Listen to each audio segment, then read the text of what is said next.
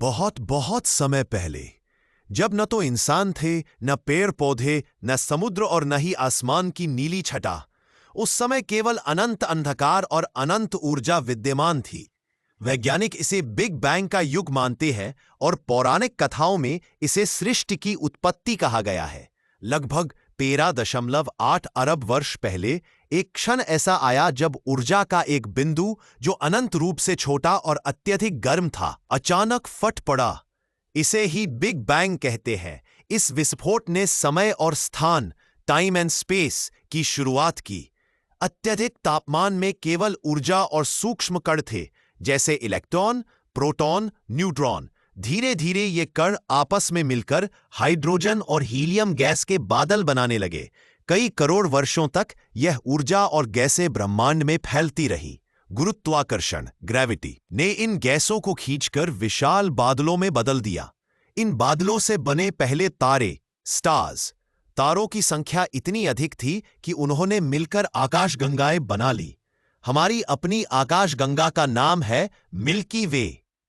लगभग 4.6 अरब वर्ष पहले मिल्की वे के एक कोने में हाइड्रोजन और हीलियम का एक विशाल गैस बादल गुरुत्वाकर्षण से सिकुड़ने लगा। गैसें आपस में टकराकर गर्म होने लगी। बीच का हिस्सा इतना गर्म और घना हो गया, इन न्यूक्लियर फ्यूजन शुरू हुआ।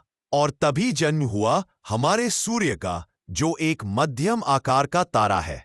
सूर्य के चारों ओर बची हुई धूल और गैस गोल गोल घूमने लगी।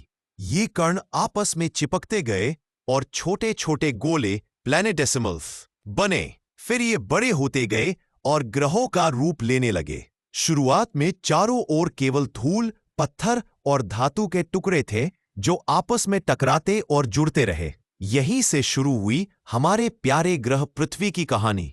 लेकिन अभी पृथ्वी का जन्म पूरी तरह नहीं हुआ था। यह तो सिर्फ बीज बोया गया था। असली रहस्य अभी बाकी है कि कैसे यह धूल और पत्थरों का गोला एक नीला, जीवित ग्रह बन गया। लगभग 4.6 अरब वर्ष पहले सूर्य के चारों ओर जो धूल और गैस घूम रही थी, वे एक सौर मंडल की डिस्क, सोलर नेब्यूला डिस्क बना रही थी। इसमें छोटे छोटे पत्थर, धातु और बर्फ के टुकड़े लगातार आपस में टकरा रहे थे।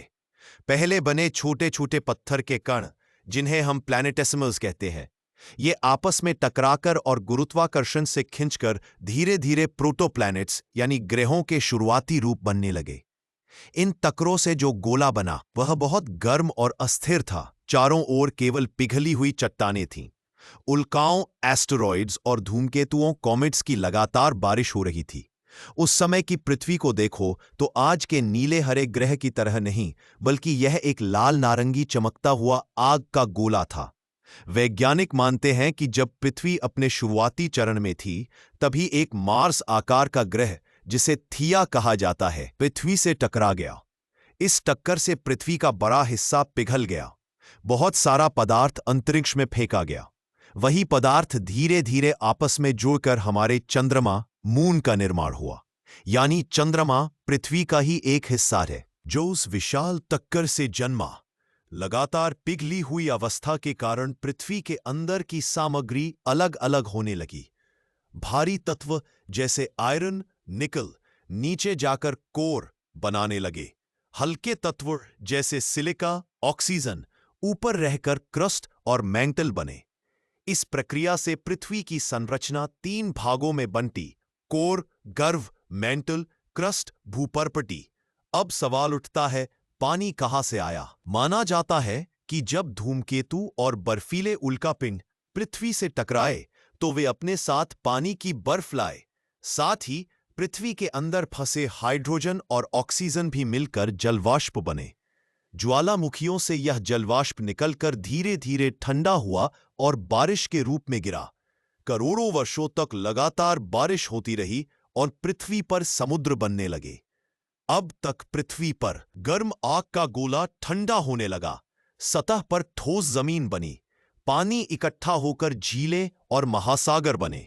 धीरे धीरे वातावरण, एटमॉस्फेयर भी बनने लगा। लेकिन ध्यान रहे, अभी भी इस पृथ्वी पर जीवन का नामो निशान नहीं था। केवल एक निर्जीव ग्रह तैयार हो चुका था। असली चमत्कार तो तब हुआ जब इस नीरस निर्जीव ग्रह पर जीवन की पहली चिंगारी जली। लगभग 4 अरब वर्ष पहले पृथ्वी पर एक अलग ही दृश्य था। आकाश में सूरज की तेज किरणें थीं, लेकिन नीला आकाश नहीं, बल्कि हर तरफ घना धुआं और गैसें फैली थीं। वायुमंडल में मुख्यतः carbon dioxide, nitrogen, hydrogen, methane और अमोनिया जैसी गैसें थीं। ऑक्सीजन O2 नाम की जीवनदायी गैस बिल्कुल भी मौजूद नहीं थी। ये वातावरण जीवन के लिए कठिन था, लेकिन यही कठिनाई आगे चलकर जीवन की नींव बनी। उस समय पृथ्वी पर लगातार ज्वालामुखी फट रहे थे। इनसे निकल रही गैसों और गर्मी ने वातावरण को और ज्यादा सक्रिय बना दिया। आकाश में लगातार बिजली की चमक होती थी। ये बिजली और ज्वालामुखीय ऊष्मा मिलकर गैसों में रासायनिक प्रतिक्रियाएं, केमिकल रिएक्शंस कराती थीं। इन्हीं प्रतिक्रियाओं से जटिल कार्बनिक अणु, कॉम्प्लेक्स ऑर्गेनिक मॉलिक्यूल्स बनने लगे, जैसे अमीनो अम्ल, अमीनो एसिड्स, शर्करा, सुगर्स, नाइट्रोजन यौगिक, नाइट्रोजन। ये वही अणु थे जो आगे चलकर जीवन की इमारत के ईंट पत्थर बने। लगातार बारिश से पृथ्वी पर बड़े बड़े महासागर बन चुके थे। इन महासागरों में रसायनों का विशाल मिश्रण जमा हो गया। वैज्ञानिक इसे प्राइमोर्डियल सूप कहते हैं। यह सूप जीवन की पहली प्रयोगशाला था, जहां सूर्य की किरणें, ज्वालामुखीय गर्मी और बिजली मिलकर प्रारंभिक जीवन अणुओं को जन्म दे रही थीं। लगभग 375 से 375 अरब वर्ष पहले इस सूप में सबसे पहले सूक्ष्म जीवाणु, माइक्रोब्स, प्रकट हुए। ये बेहद छोटे और एक कोशिका वाले जीव, यूनिसेल्यूलर ऑर्गेनिजम्स थे। इनमें सबसे पहले आर्केया और बैक्टीरिया जैसी प्रजातियां आईं। वे समुद्र की गहराइयों और गर्म पानी के स्रोतों, हाइड्रोथर्मल वेंट्स में पनपते थे। ये जीव ऑक्सीजन पर निर्भर नहीं थे, बल्कि रसायनों से अपनी ऊर्जा प्राप्त करते थे। करीब 3 अरब वर्ष पहले समुद्रों में एक खास तरह का जीवाणु उभरा, सायनोबैक्टीरिया। ये सूर्य की रोशनी का उपयोग करके फोटोसिंथेसिस करने लगे। फोटोसिंथेसिस से उन्होंने कार्बन डाइऑक्साइड लेकर ऑक्सीजन, O2, बाहर निकाली। शुरू में यह ऑक्सीजन समुद्रों और चट्टानों में अवशोषित हो जाती थी, लेकिन धीरे धीरे वातावरण में जमा होने लगी। यही वह क्षण था जब पृथ्वी का वातावरण बदलने लगा। करीब 2-2.5 अरब वर्ष पहले वातावरण में ऑक्सीजन का स्तर इतना बढ़ गया कि इसे ग्रेट ऑक्सीडेशन इवेंट कहा गया। इस घटना ने कई पुराने सूक्ष्म जीवों को खत्म कर दिया जो ऑक्सीजन सहन नहीं कर पाते थे। लेकिन यही ऑक्सीजन आगे चलकर जटिल जीवन, प्लांट्स, एनिमल्स के विकास का मार्ग प्रशस्त करने वाली थी। एनिमल्स ह्यूमंस के लिए सबसे जरूरी आधार बनी। शुरुआती जीवन केवल एक कोशिका यूनिसेल्यूलर वाले जीवों का था।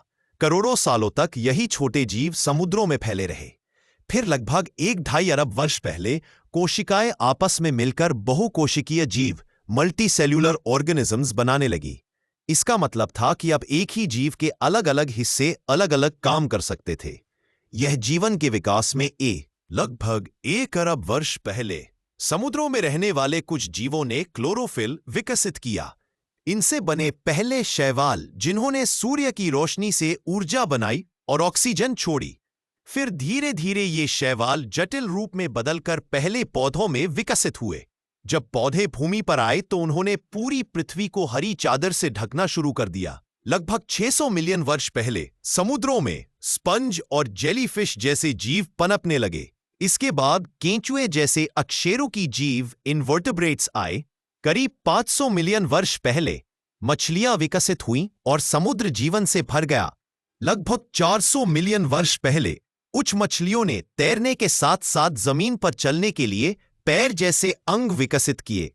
यही मछलियां आगे चलकर उभयचर एम्फिबियंस बनी, जो पानी और जमीन दोनों जगह रह सकती थीं। इसके बाद धीरे धीरे सरीसृप, रेप्टाइल्स और फिर स्तनधारी मैमल्स प्रकट हुए। जब पौधे जमीन पर फैलने लगे तो उन्होंने वातावरण से और अधिक कार्बन डाइऑक्साइड खींची। इससे ऑक्सीजन और भी बढ़ गई और पृथ्वी का मौसम रहने योग्य हो गया। चारों ओर घने जंगल और हरियाली फैल गई। यही वो समय था जब पृथ्वी ने असली मायनों में नीला हरा ग्रह का रूप लिया। लगभग 250 मिलियन वर्ष पहले पृथ्वी पर सबसे शक्तिशाली जीव प्रकट हुए, डायनासोर। वे लाखों वर्षों तक पृथ्वी के राजा रहे, लेकिन करीब 65 मिलियन वर्ष पहले एक विशाल उल्कापिंड टकराने और ज्वालामुखीय गतिविधियों से उनका अंत हो गया। डायनासोरों के समाप्त होने के बाद छोटे स्तनधारी जीव तेजी से विकसित होने लगे। इन्हीं में से एक शाखा आगे चलकर बंदरों, कपी और फिर मनुष्यों तक पहुंची, और आज हम इंसान इस पूरी यात्रा के परिणाम स्वरूप पृथ्वी पर खड़े हैं। सोचो जरा, 13.8 अरब वर्ष पहले केवल ऊर्जा और अंधकार था। 4.6 अरब वर्ष पहले सूर्य और उसका परिवार बना। धूल और पत्थरों से एक आग का गोला तैयार हुआ जो धीरे धीरे ठंडा होकर पृथ्वी बना। करोड़ों साल तक बारिश, बिजली और ज्वालामुखियों ने जीवन की नींव रखी। छोटे छोटे सूक्ष्म जीवों से पौधे, जानवर और अंततः मनुष्य अस्तित्व में आए। यह सब अपने आप नहीं हुआ, बल्कि यह एक लाखों करोड़ों साल की धीमी और अद्भुत प्रक्रिया थी। ब्रह्मांड में अरबों तारे और ग्रह हैं, लेकिन आज तक हमें कोई दूसरा ग्रह ऐसा नहीं मिला जहां जीवन इतनी खूबसूरती से फल फूल रहा हो। यहां हवा है, पानी है, हरियाली है। यहां पक्षियों की चहचहाहट है, समुद्र की लहरें हैं और इंसानों के सपने हैं।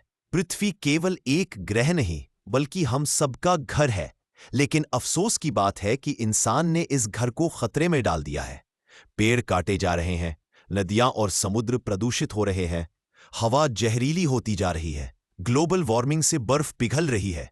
अगर इंसान इसी तरह प्रकृति का दोहन करता रहा तो वह कहानी जो अरबों साल में बनी है वह कुछ ही 100 सालों में बिखर सकती है। छोटे छोटे कण मिलकर एक पूरा ग्रह बना सकते हैं, तो छोटे छोटे प्रयास मिलकर पृथ्वी को बचा सकते हैं। हमें अपने अस्तित्व को समझना होगा और याद रखना होगा कि बिना पृथ्वी के हम कुछ भी नहीं। इस कहानी का सबसे बड़ा संदेश यही है, पृथ्वी का जन्म एक चमत्कार है। इसे संजोकर रखना हमारी जिम्मेदारी है। पेड़ लगाओ, पानी बचाओ, ऊर्जा का सही उपयोग करो, प्रदूषण कम करो, क्योंकि अगर पृथ्वी रहेगी तो ही जीवन रहेगा दोस्त। ये थी पूरी महागाथा, बिग बैंग से लेकर जीवन की शुरुआत तक, सूक्ष्म जीवों से लेकर डायनासोर और इंसानों तक, और अब हमारी जिम्मेदारी तक। पृथ्वी की यह यात्रा हमें याद दिलाती है कि हम इस अद्भुत ग्रह के मेहमान हैं, मालिक नहीं। और एक अच्छे मेहमान की तरह हमें इसे संभाल कर रखना होगा। आपको ये वीडियो कैसी लगी हमें कमेंट बॉक्स में जरूर बताएं, और चैनल को सब्सक्राइब जरूर करें ताकि अच्छी अच्छी स्टोरी हम आपके लिए लाते रहें।